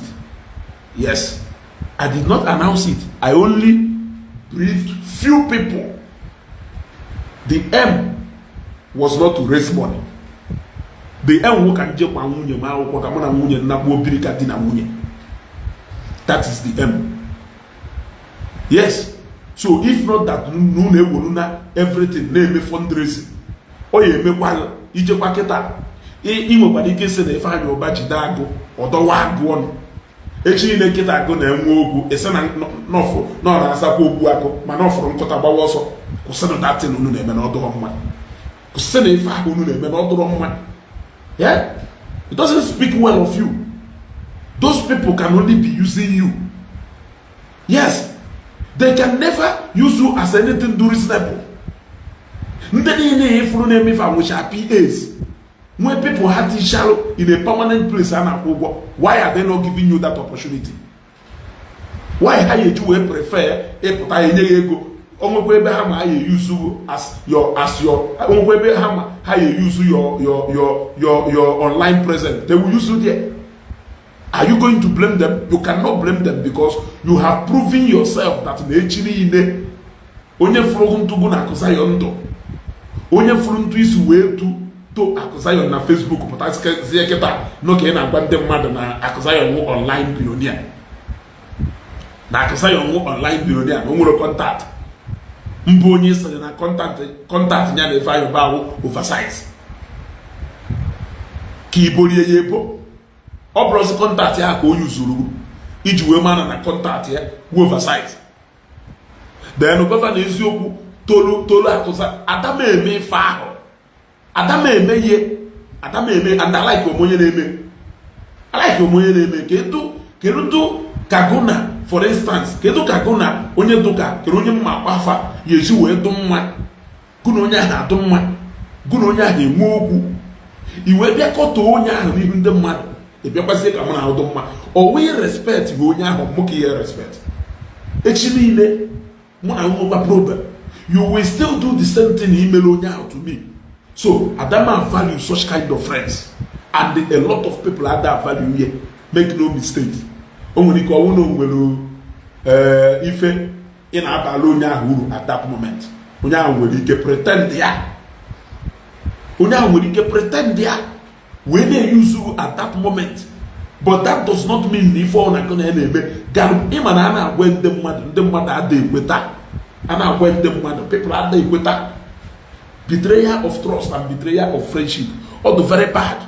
In when you can feel one and they're gonna have a wow because even the mother they may gonna have them ramma onwe kampụ go na ha adụghọ na mma go na ha si wepụta echi niile efe ya na kampụ ahụ iwe juzi onwe minus these friends go na ha adụghọ mma. Does he mean that he cannot make other friends? Enjoy the best thing if he's about determine the associate or not. Now we cover that betrayal. Onye ọwụna ji egbawa mbọ. Onye ọwụna ji egbawa mbọ. Ejizi n'iti mkpu wee melu your occupation. Ka ọ yawo onwe ife melugu na onye ahụ echi niile, you can be able to stand on your own and life continues. Ọ wụrụgodu na onye na-enyere gị aka, na-enyere mmadụ aka. Onwe ife mere echi niile, o disconnect ya inyere gị aka. Move on with your life. Yes, on how you protect what you shared with that person will determine the sustenance of the next one in happen. Yes, because na onye iro onye ahụ nwere ike kpọọ aka n'ike ị na-agụ egwu ị na-agụzi egwu ahụ na-egota mmanya na-etughị afa ichekwa na afọ ahụ ọ na-eturu ife ọ na-eturu gị afọ egotara nkwụ ahụ enye gị ego ahụ ọ na-enye gị ụna na information ahụ ị narị eriri isi na nyanwa n'itirie for personal need nyanwa sef for personal gain ya. Not that no na-epiti you n'ife ị na-akọrọ ya pass through. Ọma ha na-asị ka ị na-atụ. Ọma na ịda grief, ọma na iwe na-ewe m. Ọma na iwe ife na-ewe m. Ị ghọtago? So, my advice to you, Jpac, ịma na ịchọkwa kwelu iche ekwena. Ịchọkwa kwelu iche ekwena. Na kwuo mere ife ọzọ ị na-eme na page go. Forget about Zion. From this moment, I drop in any word nwelu ka o si wee do negative about Zion. Not because you cannot condemn what is bad or ever according to people, but because these are the people you have spoken highly of. Do not go back on that word. It doesn't speak well of you. Yes, because you are an adult. And in the madumana, you need to know the first people so we criticize in the Zion on Facebook. And people is to know the first people so we launch media attack on the Zion. Now, when you changed and you went to Zion people accepted you. While the Zion accepted you, people no wana agwafa that this is Jpac anywhere believe face. They looked away from Ifa the Madonna Agwafa. They welcomed you. When you had problem with them, the most honorable thing to do was to move on, so that you don't prove people right. So that you don't prove people right. But being somebody who don't care for as long as direction you still went on and proved those people right. That they are sharing you up does not mean na confirmation of Ifa predictory before no mego. You may think that na like they don't like you. The only thing another person up against how can finish go complete. N'ife ha jiri wee mechisi ọnụ so wee pụtasị bịa defend the whole because they no up against ndị ha nwa no up against a typical of what happened to Ijele. When people were sharing Ijele up, he thought that people have forget to go case here and score say with Mazen Ndi Igbo. He thought so. Yes, in his mind, he thought that he has succeeded in convincing people about issue of Mazen Ndi Igbo until the day only problem. But say I go shop that. No more ife change. Now the only thing change you na ebugo obi ọ na-anụsọ ọgụ na ndị ahụ na-asọpọtụ ya alike ha ebugo obi, and not that na people are forgive gay about ife niile o kwuru maka Maazị Nnamdi Kanu. Very simple. So when you move into Zion, people na-agwakwa ndị Zion na-ekwe ife Jpac wụ na Jpac wụgo onye adachi n'aka. You are the last person supposed to reprove her right na ife ha kwuru. Even mgbe ị notice na nsogbu adụgo, ị ga-move onwe forward, forget that. Also the young 20 million people see they go na you. The best thing you can do to move on with your life and face other things you want to do. Coming back to fight Zion, and it may not end well. It may not end well. After video be the kuna Zion, they could name me Zion, for the record, I'm still saying it, has never responded to you. He has never responded to you. Yes. He has never responded to you. It has been you talking all along. The same thing Zion Newu. Who the same thing on Newu since Makanderi Newu na Nebo Zion allegation. That is the same line of word on they use since. But he has never addressed you in particular Jpac. Even Vida Governor Isiagu Meru, it was uncalled for. You would have responded to people not confronted and not addressing somebody else. Take for instance, Open no movement video against you. He can respond to me. I'm not responding to me based on names mentioned on even now. Yes. All na most of them if he name na kosayo ye megunga.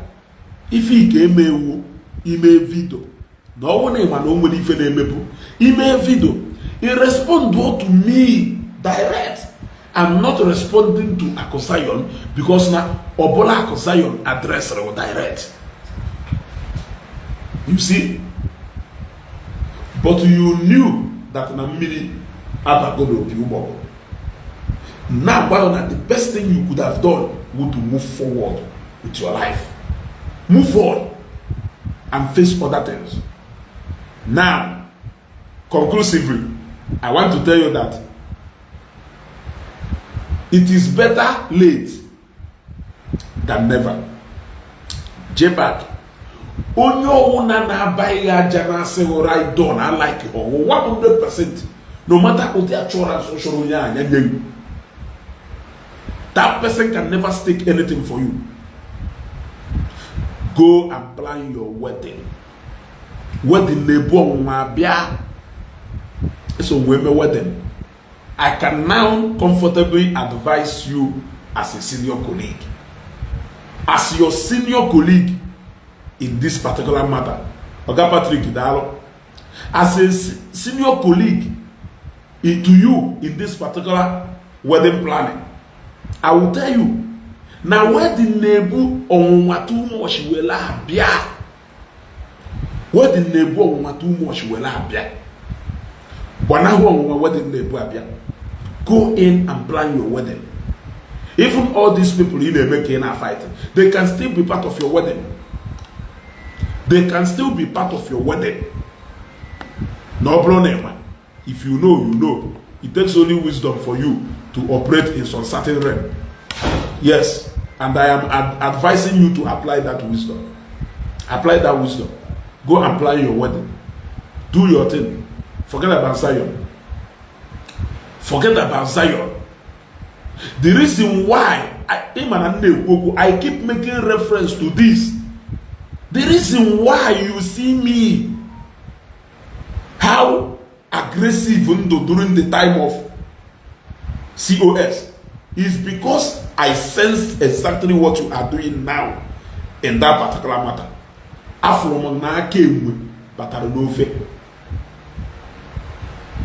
I saw a clear picture of people who were friends before, but because they are aggrieved with that their friend, and they knew that a lot of people are out to bring their friends down.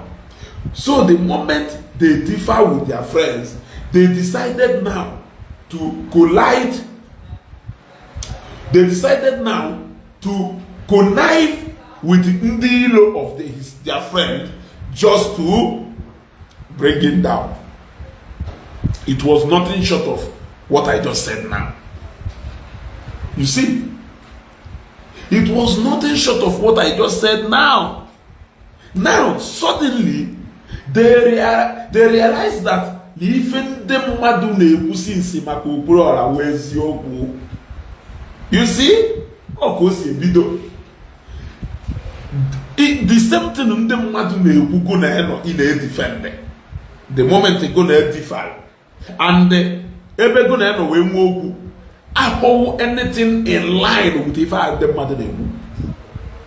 It is not anything in line with the fact the mother. He will say yes.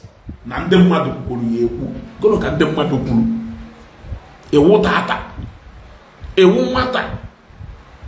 Ka ewu ụmụaka ka ewu. You see? So they all came out now to team up with those enemies of Okulora to fight Okulora. You got to go. That is where people like us have problem, and that's COS issue.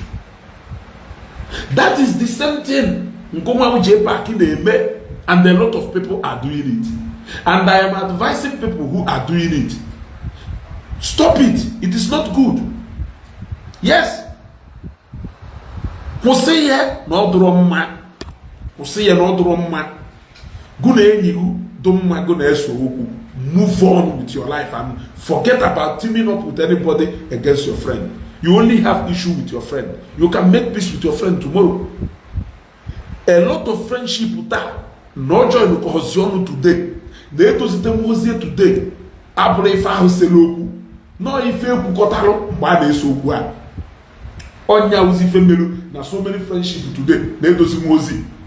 So since ị marụgoro ife a na-ekwu,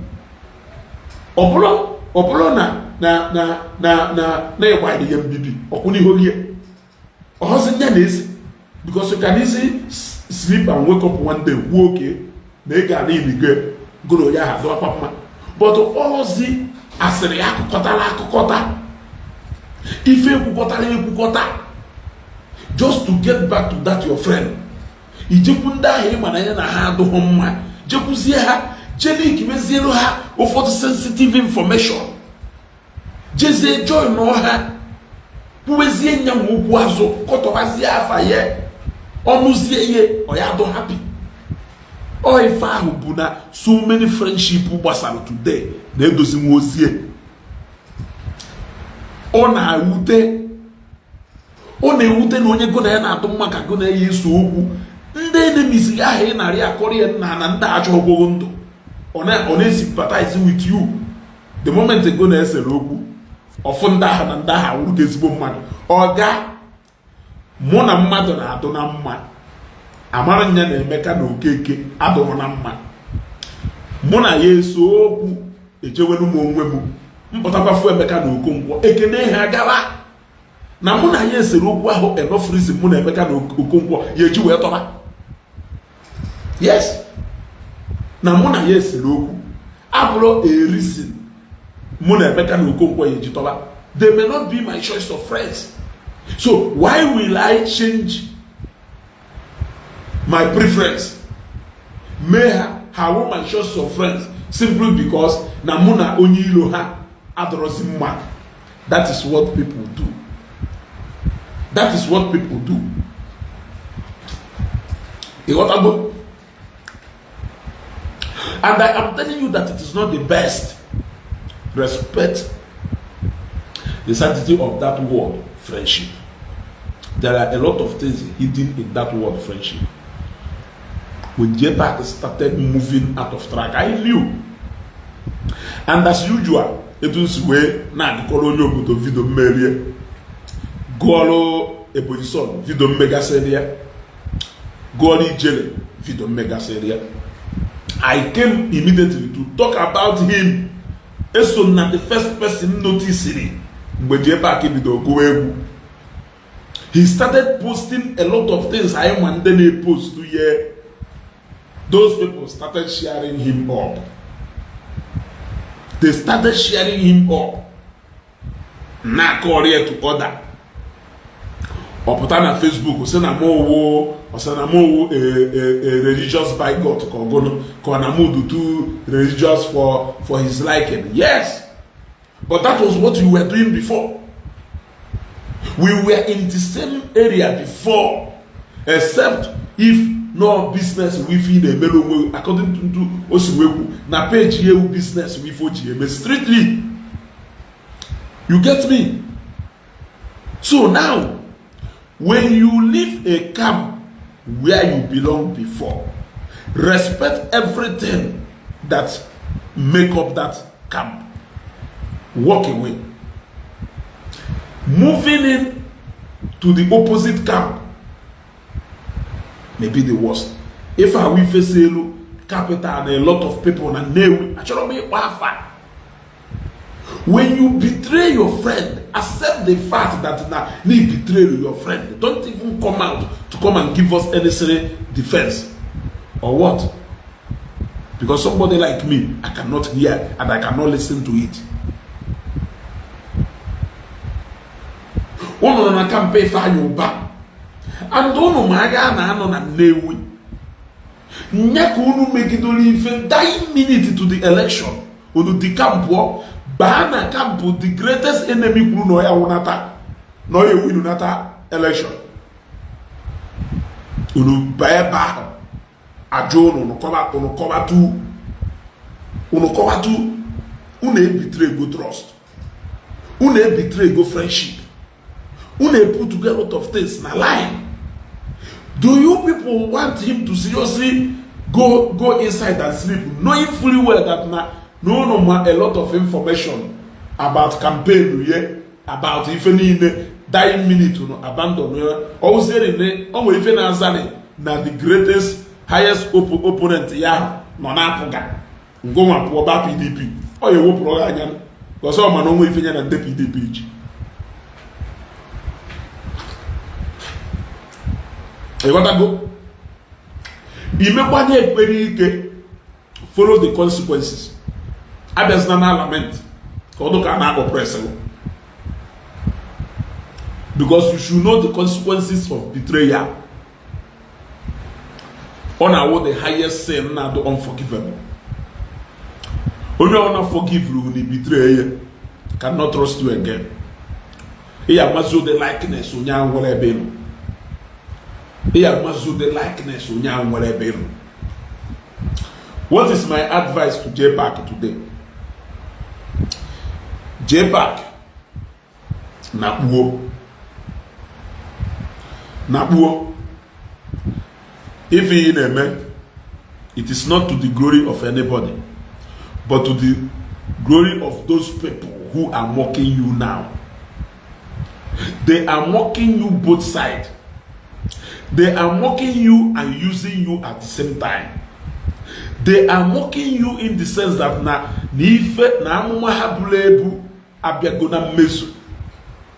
they are using you in the sense that they want to use you now to fight their enemy, their perceived enemy. Be wise. Choose wisdom over pride. If Matthias can do that, why can't you do that? If Matthias can choose wisdom over pride, why can't you do that? Do you think that he cannot come out to talk about Ijele? Why do you think that he is not talking about Ijele? That is wisdom. That is wisdom. He shows wisdom over pride. Choose wisdom over pride. Choose wisdom over pride. If you run and desire, the worst thing you can do is to come and start talking against them. You don't need to do that. And what is the need for ịpụta ịbịa na-ekwu maka ana ego na Zion si ndị mmadụ na onye chi Ghana nya na-ekwu gọvanọ eziokwu na gọvanọ eziokwu an indigene na ọnya the only indigene nwere ike ogosi ya ana ego 200,000 na highest na oya emewo ọgwa 1 million before mmadụ ife na-eme ana aha na oya 1 million plus n'aka na o nwere ndị gocha n'ala na ebe ahụ na-ele 13 million na 14 million. Kedu ndị gola na na-ele 13 million na 14 million? Kedu ndị ị na-atụ igelu mmadụ okwu, ị na-achọ okwu, ụna na-achọ okwu, etu akụnụ si achọ okwu, ekwu onye ọtụkụ na amụhụ n'okwu kwụ na-achọ. That particular video imelu, kedu ife webu n'obi gị mgbe ị na-eme video ahụ? Kedu ife webu n'obi gị mgbe ị na-eme that video? Yeah? But people were sharing you up. People who don't even love you. They are sharing you up against the only people who can even love you and accept you the way you are. Where you have left is the only place you can get the unconditional love you can ever get. Go and quote it anywhere. Jpac. The worst thing in email is to leave the comfort of that place is where that is the worst thing in email. Even in the moment of your displeasure, you could have remained and stopped talking. Ndị niile na-use today now ka e wee na-anọsa Zion agha ka njọ ha ajụjụ. A lot of things ha na-accuse Ebuka Obi of always okwu. Imechara chọpụta na Ebuka Obi na-eme arinji. The answer is no. Imechara chọpụta na Ebuka Obi who a fake prophet. The answer is no. Allegation niile ha bụrụ Ebuka Obi imechara chọpụta na eziokwu. The answer is no, because you have never said anything of such. Then why will Naguna accuse your nwezie differences if that should be the case? Then just like that. Join uzie ndị man you believe who n'ife ha na-ekwu wee fight as the Zion minister. Join uzie ha wee fight as the Zion minister. Since n'ife niile ha na-ekwu maka Ebuka Obi wase. The reason why you were defending Zion ministry, was it because of the Zionites or was it because of Ebuka Obi?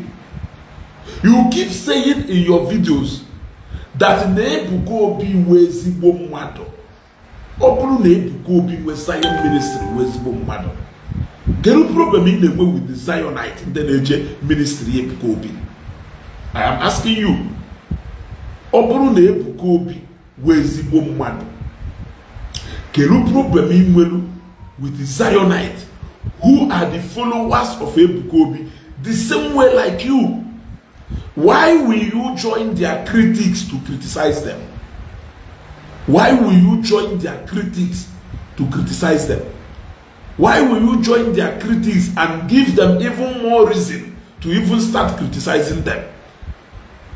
Why will you even join them in the first place? Why will you do that? I keep asking you this question. What if you have walked away and moved on? Since you know that Ebuka Obi, who is the spiritual head of Zion ministry, not gonna have any problem. Why didn't you walk away? When you say that my business, Namuma was the director of a company, that I am a good person, but that my workers are not good, are you promoting my company or are you taking it down? I am asking you. The moment you, who is my friend, start speaking against my staffs, start speaking against my services, the services my staffs render, you are bringing my company down without even knowing. Yes. You are bringing my company down without you knowing.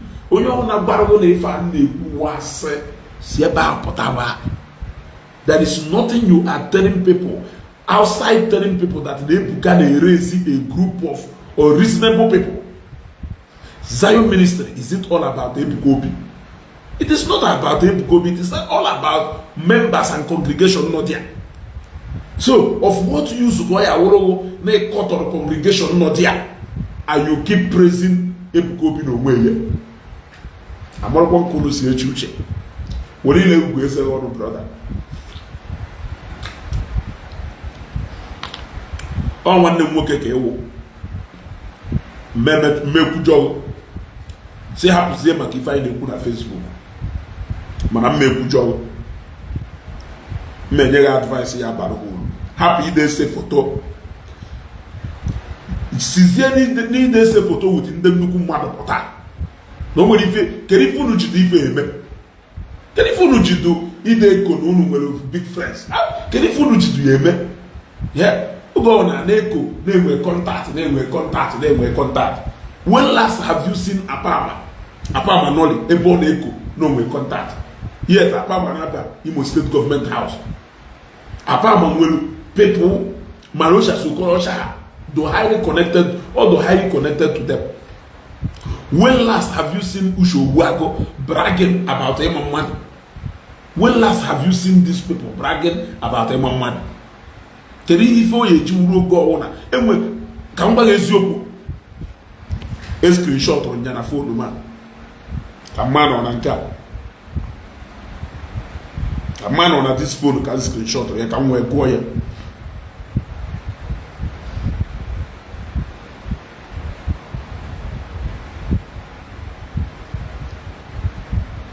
kedu phone na ekolu ba ye mmadụ that you know somebody who has connection. When with the connection, that you know somebody who has money. Is it your money? Yeah? What go on and contact. In a cozy, make a contact in maka mother. One no nya na afọ kwanu mo nya na afọ. Can you feel so can nya only? Nya do ala ifa iba potasie. Nya wo rola ma ndem ma. Do ala be bi okopota. Nya wo rola ma se ndem ma nti. Yeah? What go on onye o just say photo with baby oko. Itiye ka e gbafelu. He say photo with e-money. It is a guy who yeah. Mommy feel no chief any na email. Mommy feel no chief any na email. As for me, all those things, what even GMA? It is good to have friends, big people who you can rely on. But to start making mad with it, as if you know now the biggest achievement in Wegon. Yeah? Can you phone GMA? Contact. I have contact. On Afia Benine, I have contact. Contact on Wego. Yeah? Contact on Nyawego, Apamaji Welube, Loshabe, Wapo Furniture. Yeah? On Nyawego, Nda Loshabe Hajuelo Shabeha. Make money. As a go in a show go na show money. Ya happens here go na show money. Ya tamada. At the end of the day, if I know about what oil he cannot give you his checkbook while Jezena Bank just sign Lego. Or we go no man or thank you. That same money he can still give it to another person who is even a stranger. You are not aware. If I know about millions, just strangers on the house. So no it's not even a guarantee of anything. Can go see people, strangers, they are in contact with them. You got to go. So I'm on me fe unu jifa wele me ane I have friends, I have contact. Yeah. From here back, but because it's just that I wanted to say it exactly the way.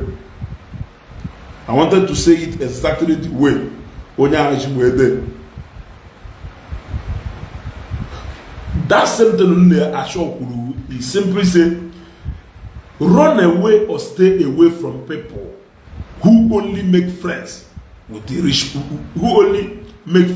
rich. Yes. Run away from anybody who only like keeping friends within the Welego. Onye nwe ego da akpọ ya mmadụ. Mana onye nwere ego ka ọ na-akpọ mmadụ.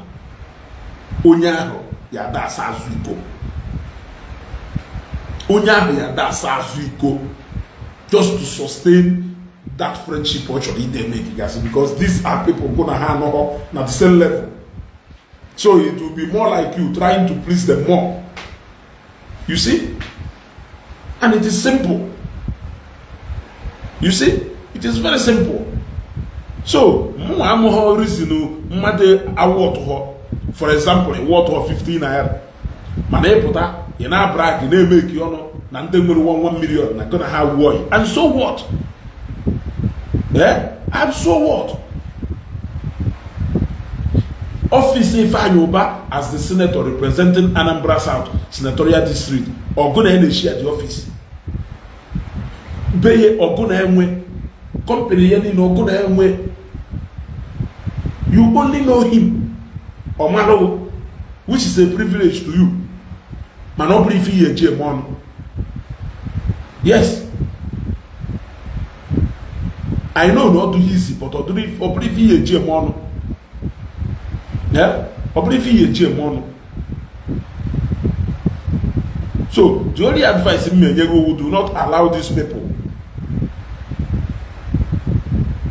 Do not allow these people to manipulate you. I'm calling you brother today. Do not allow these people to manipulate you and put you and push you into a pit. Be wise. Be wise as serpent. Be wise as serpent. Mulanya as serpent. When if Ako has never responded to you. It has been you looking for Ako's trouble. In our Bagodu saga, Zion ministry, what the last people is supposed to be saga. Kedu ki yesi upon the Zion ministry saga? Yeah? Ki yesi Ndi Igbo channel na ha we ezigbo mmadụ. Ndị Igbo channel na ha we fa. E pụta bụ Igbo yakwa a na-ekwuzi ọnụ na abụ hia. Nke ahụ kwuru wife ya akwụ. Emechie m ọnụ na kpuo. Yes. Emechie ọnụ na kpuo. Yeah? And as harmless as the dove. Exactly, Alex. Yeah? Mbia mmeli ile mekwukwa na nyaseo na echi niile tata mfiluo na ma like hosi ka ifesi anya na mo sholo ka nno isi elu onwe mo emelu mi ile mulie. I can never allow people to judge me with my word, because it will be my words against mine, not even against anybody, but against mine.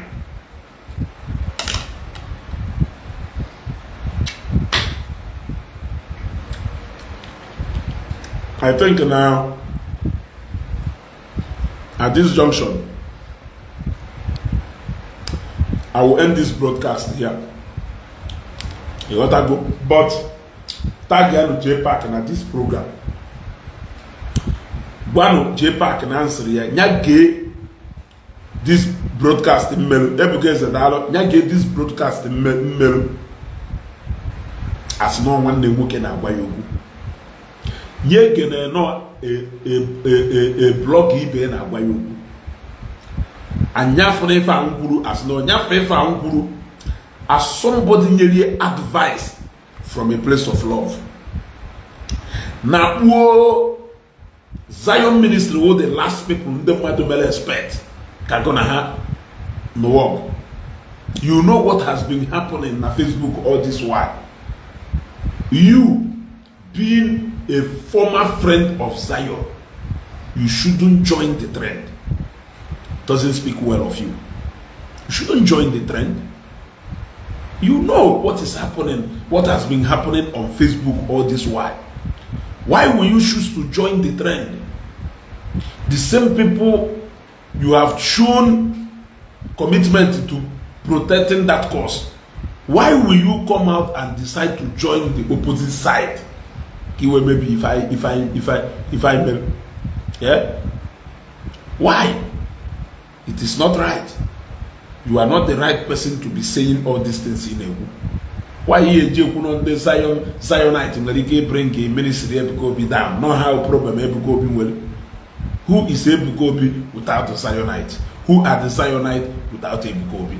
If any now not A and the A. Yeah? If any now not A and the A. What separation? There is no way you can separate the two. There is no way you can separate the two.